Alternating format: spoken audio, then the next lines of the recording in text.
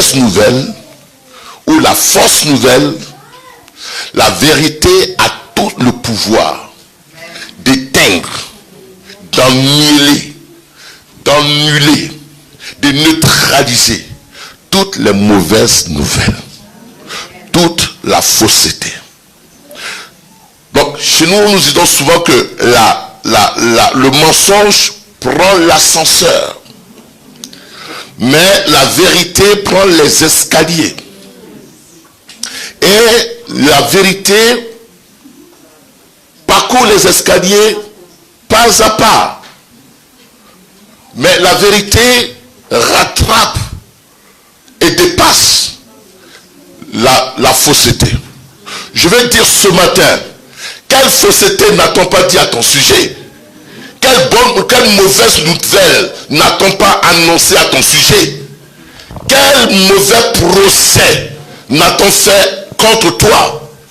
Mais je déclare ce matin que la bonne nouvelle te concernant dépassera de loin la mauvaise nouvelle que les gens ont annoncée. Elle dépassera de loin la mauvaise nouvelle ou la fausseté qu'on a dit à ton sujet. C'est comme ça, quand Jésus est mort, Pilate dit, quand vous allez, il a dit aux gardes, si vous allez, scellez bien le tombeau, gardez bien le tombeau, pour ne pas que ses disciples disent qu'il est ressuscité. Donc dans sa conscience, il savait que cet homme avait dit qu'il ressusciterait. Et donc, 3 jours après, cet homme-là, il va ressusciter.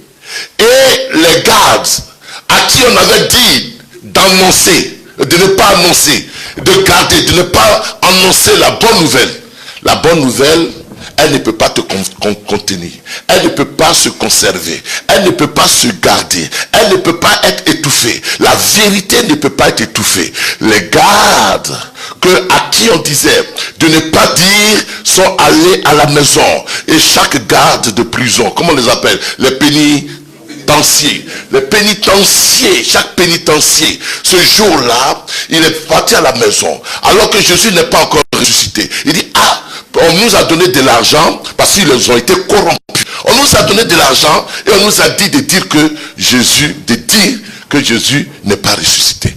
Mais l'argent que j'ai reçu là, moi-même j'ai pris l'argent, mais je t'ai dit, mais Jésus est ressuscité. Dis Amen. Et dans le secret, on dit, et la nouvelle a été infusée partout. Dis Amen. Je déclare ce matin que tout ce qu'on a dit de faux de toi se confirmera vrai. Dieu confirmera la vérité. Dieu permettra que la vérité dévance le mensonge. Dieu permettra que la vérité supplante le mensonge.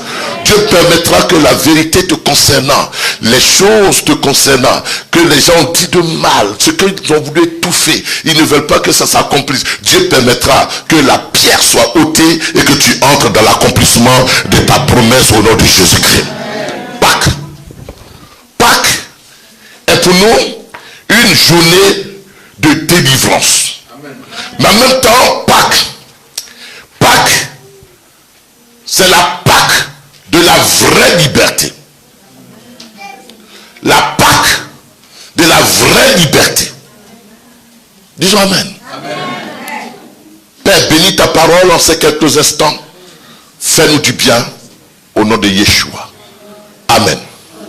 La Pâques de la vraie liberté.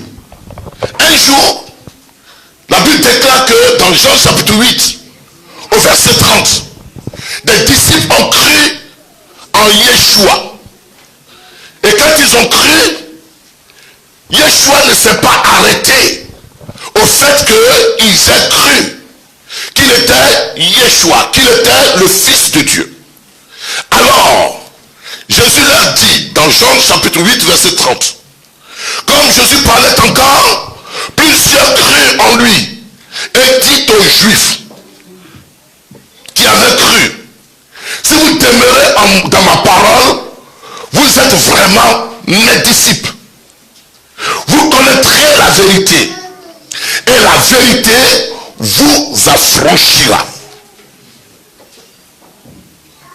Plusieurs Yeshua est un fils de Dieu, ils viennent à lui, mais il n'était pas libéré. Il n'était pas libre.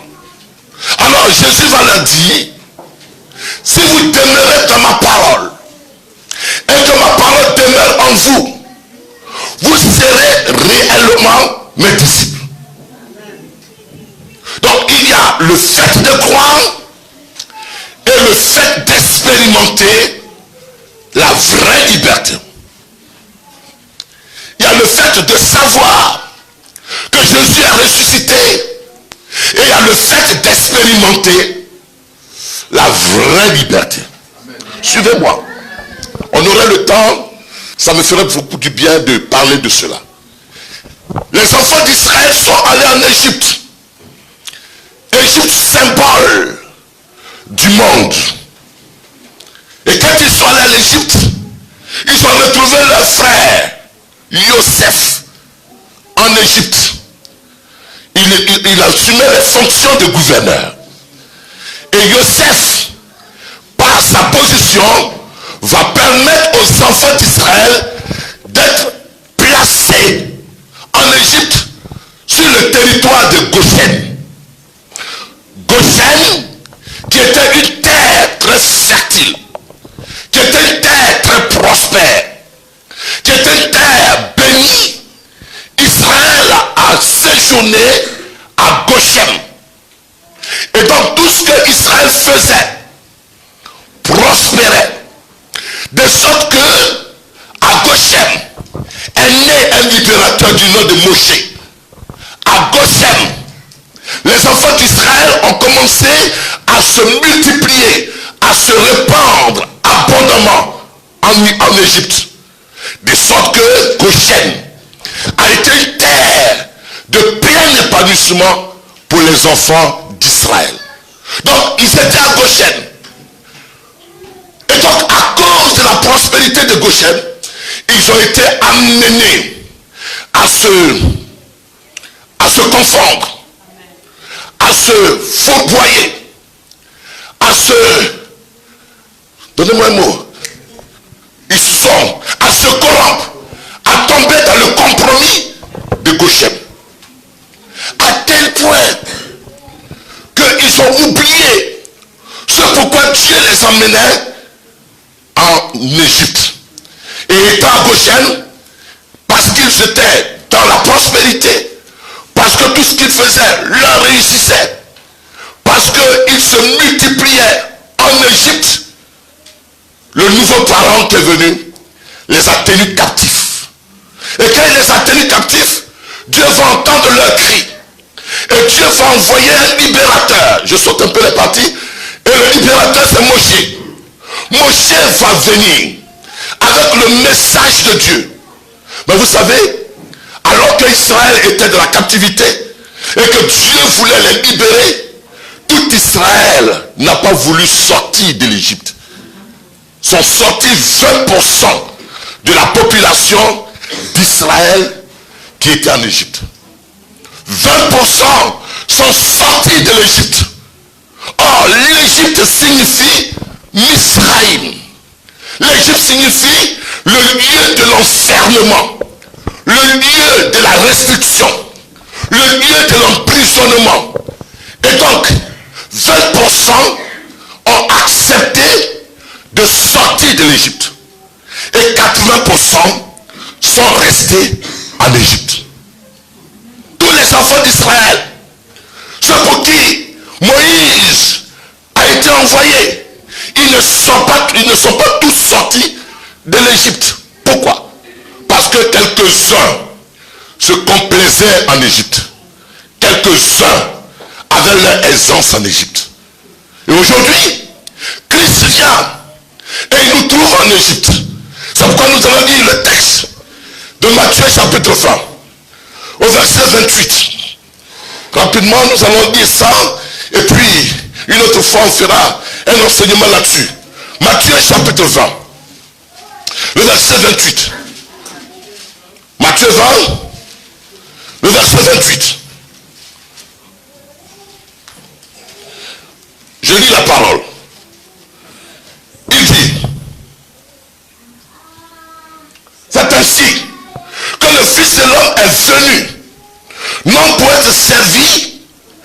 mais pour servir et donner sa vie comme la rançon de plusieurs. Le Fils de l'homme est venu, non pour être servi, mais pour donner sa vie comme la rançon de plusieurs. Bien-aimés, l'Égypte, le monde, a été pour plusieurs un lieu où notre vie, ou pour plusieurs, où leur vie a été exposée. Exposée en tant qu'esclave. Parce que la rançon, c'était le prix qu'on payait pour libérer un esclave. Et là, il est dit que le Fils de l'homme est venu pour donner sa vie pour la rançon de plusieurs. Pourquoi rançon? Parce que les enfants d'Israël, de même que les enfants d'Israël étaient en Égypte, en captivité, ils étaient en esclavage. Dieu va susciter Moïse, et par Moïse ils vont sortir de l'Égypte.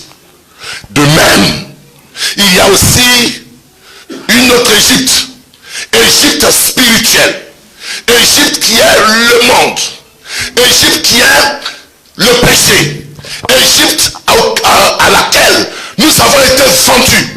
Et nous sommes, pour les hommes, pour la plupart, depuis Adam, tous les hommes ont été enfermés en Égypte, dans l'esclavage. Et tous les hommes ont été dans des chemises, demandent secours, demandent libération, parce qu'ils sont tenus dans la captivité du prince de ce monde, dans la captivité des démons, dans la captivité du diable, dans la captivité de la sorcellerie, dans la captivité de la maladie, dans la captivité du péché, dans la captivité des vices.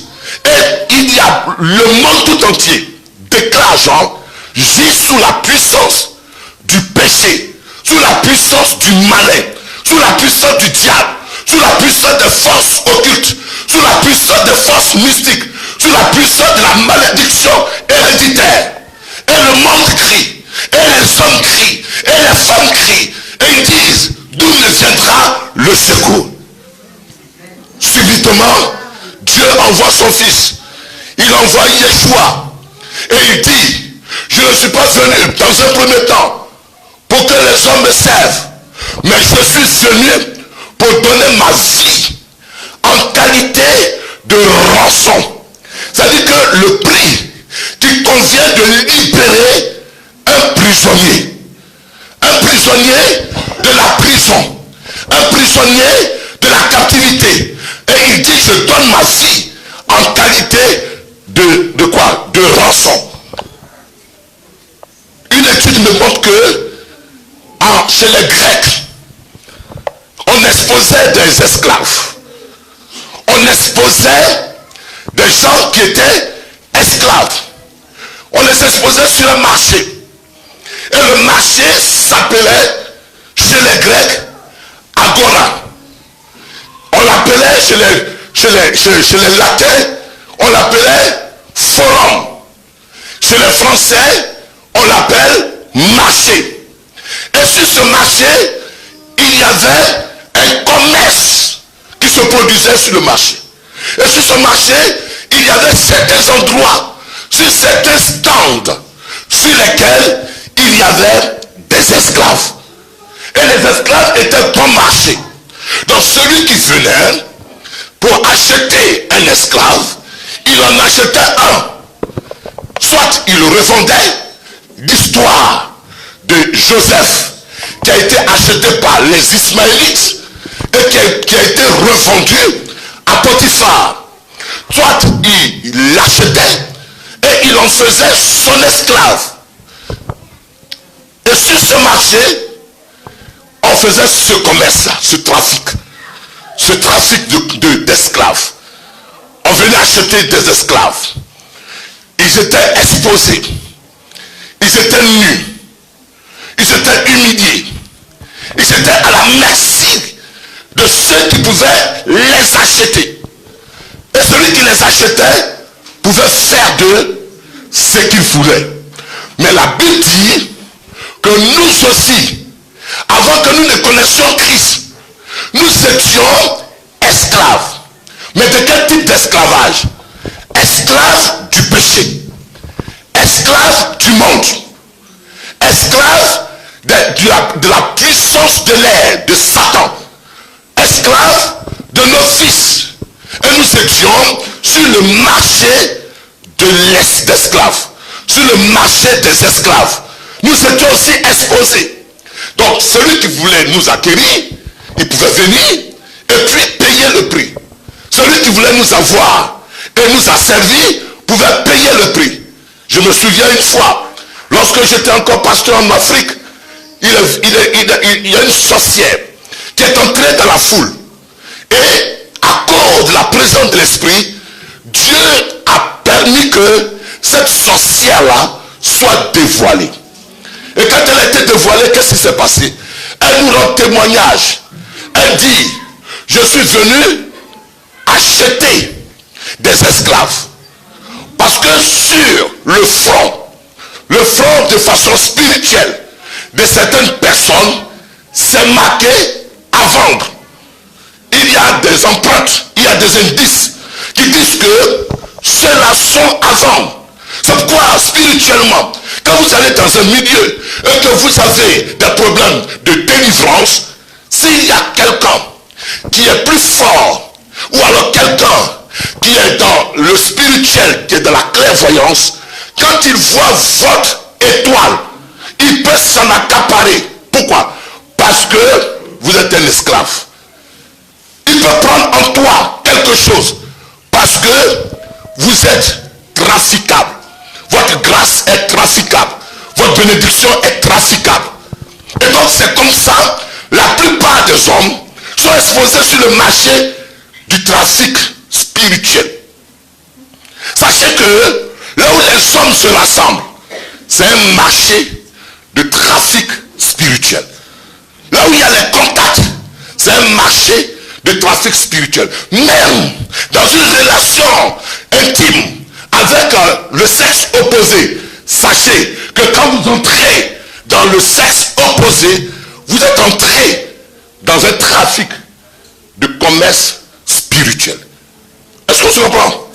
Je connais des gens qui peuvent dépenser des milliers de francs, des milliers d'euros, juste pour sortir, ou alors pour avoir des contacts intimes avec certaines personnes, juste pour en tirer une substance spirituelle, juste pour en tirer une énergie, juste pour en tirer une aura. Pourquoi? Parce que ils savent que le diable, comme le diable sait qu'il n'a pas de bénédiction, il n'a pas de grâce, mais il obtient les grâces par celui qui le lui vend, par celui qui fait concession de ses grâces, mais qui le fait dans l'ignorance. C'est pourquoi, par exemple, dans le domaine de la délivrance, si vous n'êtes pas encore à Christ, ou alors délivré, vous pouvez vendre votre aura, vous pouvez vendre, ou alors vous pouvez concéder votre grâce, vous pouvez concéder ce qui est à vous. Pourquoi? Parce que vous êtes encore esclave. Mais sur le marché, Christ vient, il dit, je suis venu sur le marché des esclaves. Et ce marché des esclaves, c'est le monde. Le marché des esclaves, c'est souvent dans les familles. Christ vient dans les familles avec l'évangile, avec la prédication. Et il dit à tous ceux qui sont esclaves, il dit, je suis venu pour payer la rançon. Je suis venu pour payer le prix. Le prix correspondant à leur libération. Et quand il paye le prix, il amène avec lui l'esclave. Et la Bible dit que dans Romains chapitre 6, je vais le dire rapidement, je suis en train de courir parce qu'il est l'heure. Romains chapitre 6, verset 17. Aidez-moi, il faut que je finisse cette pensée. Romains chapitre 6, verset 17. Romains 6, verset 17. Oui. Mais grâce soit rendue à Dieu de ce que, après avoir été esclave du péché, vous avez obéi de cœur à la règle de doctrine dans laquelle vous avez été instruits. Amen. Amen. Grâce soit rendue à Dieu. Après que vous ayez été exposés sur le marché des esclaves. Vous avez été agorazo. Vous avez été rachetés. Nous avons été rachetés. Dis amen. L'enfant de Dieu était esclave du péché. Et le diable le réclamait à cause du péché. Disons amen. Le diable, il est réclamateur à cause du péché. Le diable peut entrer dans une famille, réclamer parce qu'il a trouvé une porte d'entrée qui est le péché. Il peut entrer dans une église, réclamer parce qu'il a trouvé une porte d'entrée qui est le péché. Par le péché, nous nous sommes vendus au diable. Parce que le texte de Romains dira que celui à qui nous obéissons, nous sommes esclaves de celui à qui on obéit. Suivez-moi bien, je voulais vraiment en parler ce matin pour que vous compreniez l'heure. Celui à qui tu obéis, tu es esclave de lui. Si tu obéis à Dieu, alors tu es à Dieu. Si tu obéis au diable, alors tu es au diable. Et parce que nous n'avions pas la possibilité d'obéir à Dieu, nous n'avions pas la capacité d'obéir à Dieu, nous nous sommes vendus au péché. Or, derrière le péché, il y a le diable. Or, derrière le diable, il y a toute sa puissance. Il y a la maladie, il y a la malédiction, il y a la souffrance. Il y a toutes sortes d'afflictions. Mais pourquoi ces afflictions nous sont-elles arrivées? Parce que nous avons été sur l'agora, sur le marché, et nous avons fait ce commerce en échangeant avec le propriétaire de ce marché. Celui qui a acquis le marché, c'est le diable. Donc toutefois que je commets un péché, je suis en train de commercer mon âme contre le propriétaire du marché. Ne me dites pas que je suis chrétien maintenant. Cela est une vérité qui se vérifie soit pour le chrétien, soit pour le non-chrétien. Mais le non-chrétien, lui, il est déjà sur le marché. Mais le chrétien, quel que soit le péché, je suis en train de commercer. Celle-ci est la femme d'autrui.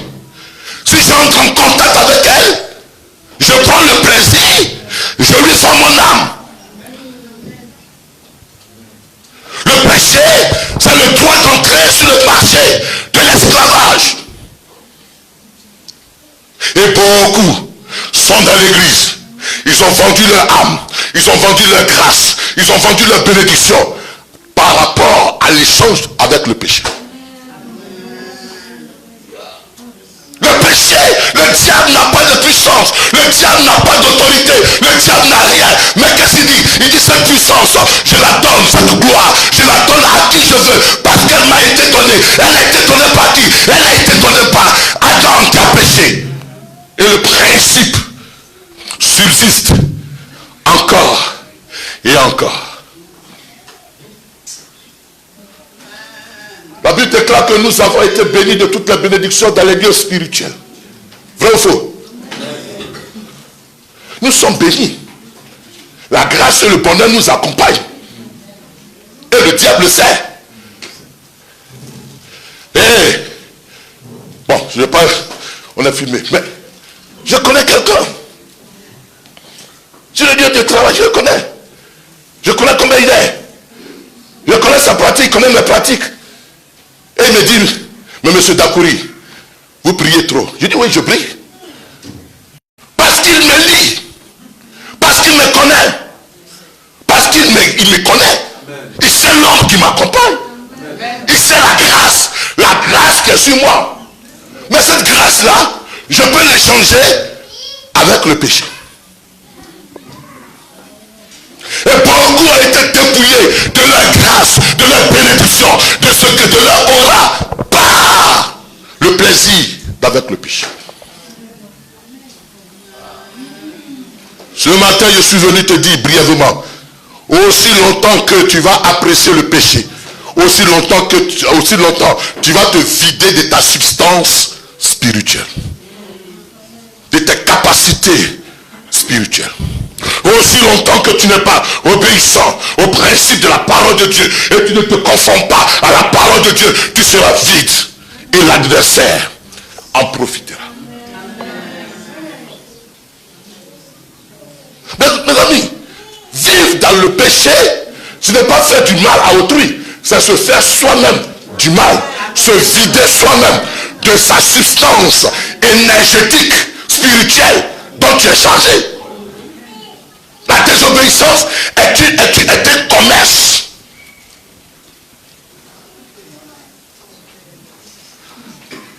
On a la chance, je ne vais pas tout dire ce matin. Dis Amen. Amen. Et le diable, il aime bien la désobéissance. Et le péché, le prix qui coûte cher dans ce commerce-là, c'est le sang. Vrai ou faux? C'est le sang. On veut que tu fasses un sacrifice. Donne-moi du sang. Le plus grand sacrifice, l'ultime, c'est le sang. Or, le sperme, c'est du sang blanc.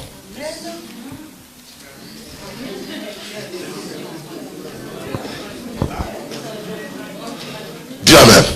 Or, la Bible déclare que la vie est dans le sang. Donc, par un contact spirituel, par un contact d'intimité, je peux te puiser ou tu peux me puiser. C'est pourquoi après certains péchés, on s'avilit, on devient fade. La gloire et la lueur et la splendeur qui était sur notre visage, la splendeur, elle disparaît. Pourquoi? Parce que nous avons été dans un échange avec quelqu'un qui a pris notre gloire et à qui nous avons pris aussi la sécheresse. Parce que nous sommes des êtres spirituels.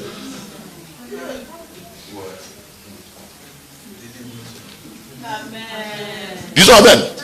Même ton partenaire, quel qu'il soit, s'il n'est pas d'un esprit, tu prends l'esprit et il te file son esprit. Comme tu prends le sida, il te file le sida.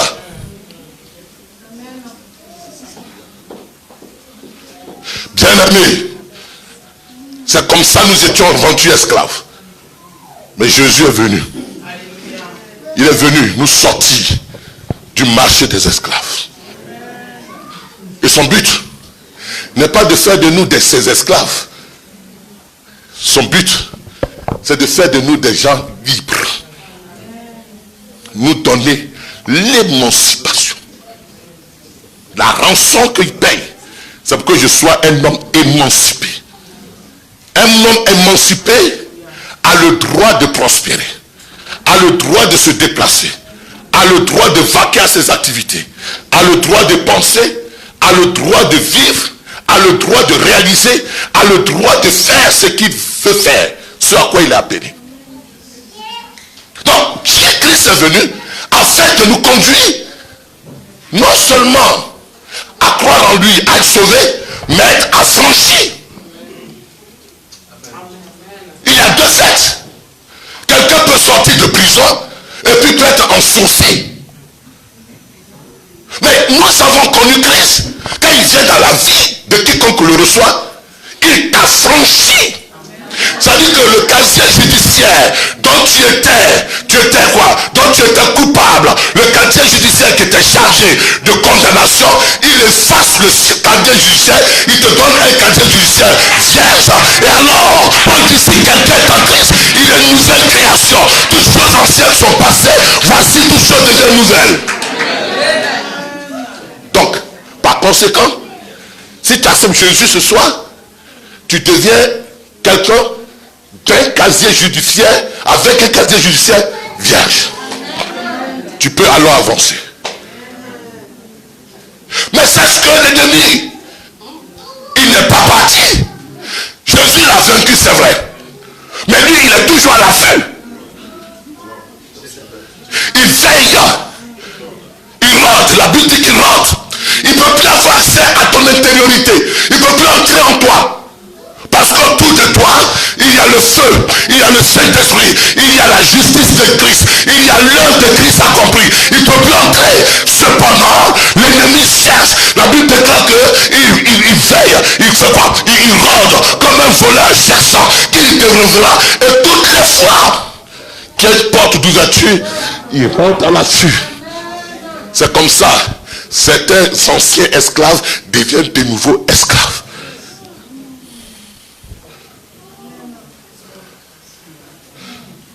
Que Dieu te bénisse. Que Dieu te bénisse. Un ancien esclave peut redevenir esclave.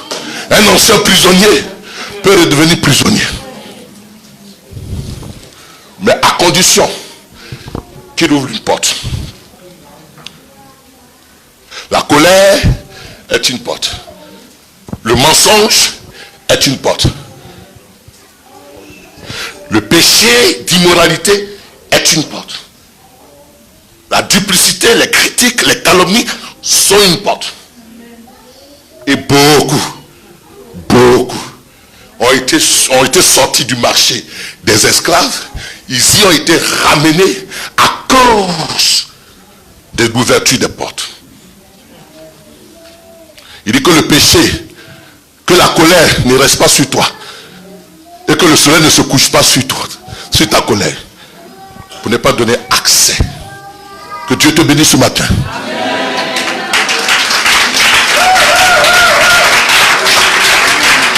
Mais je prie que tu comprennes que désormais Jésus te donne un certificat d'émancipation, un certificat de liberté, un certificat de rédempté, de racheter, un certificat de quelqu'un qui est libre. Quand Satan frappera ta porte, quand la malédiction de famille, elle surgira, tu lui présenteras le certificat pour dire que Christ a payé la rançon, il a payé le prix. Alors, Satan et la malédiction de famille, tu n'as plus accès à ma vie, tu n'as plus droit de me dompter. Je suis un homme libre, je suis une femme libre. En Jésus-Christ, ce soir, tu es un homme libre. Dans la prière, tu brandis le certificat de libération que Christ te remet par sa résurrection. On va se tenir debout.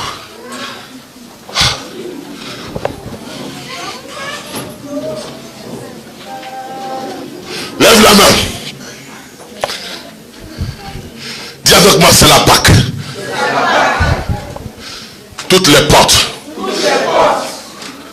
que j'ai ouvertes au diable par une attitude quelconque, je les tiens fermées par ma repentance.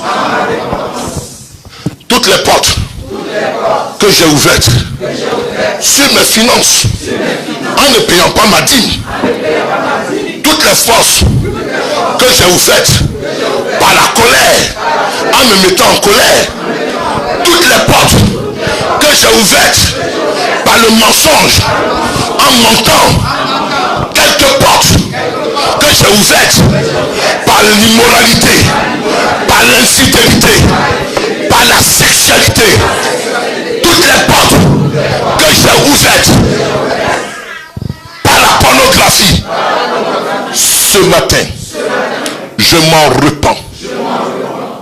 Je suis au sérieux, hein? Je m'en repens. Afin que je ne donne plus jamais accès à Satan. Parce qu'un grand prix a été payé pour moi.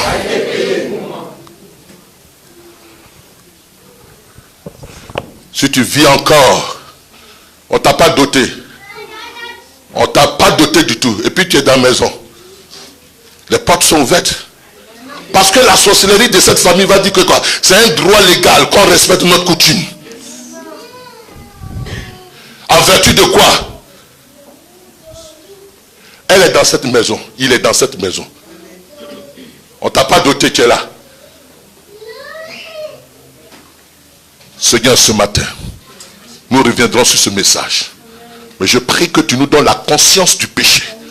Afin que nous ne nous vautrons pas au péché pour nous vendre de nouveau au diable. Afin que nous conservions notre corps dans la chasteté, dans la sainteté. Afin que nous conservions notre langue dans la pureté, dans la vérité. afin que nous conservions nos pensées dans la sainteté et dans la pureté, afin que nous conservions notre cœur dans la pureté. Je prie ce matin que la puissance du péché, qu'elle soit brisée en nous. La puissance de la mondanité, qu'elle soit brisée en nous. La puissance de la malédiction héréditaire de famille, nous présentons le certificat de délivrance parce que Christ a été fait malédiction afin que nous en soyons libérés. Nous brisons cette puissance ce matin au nom de Jésus-Christ.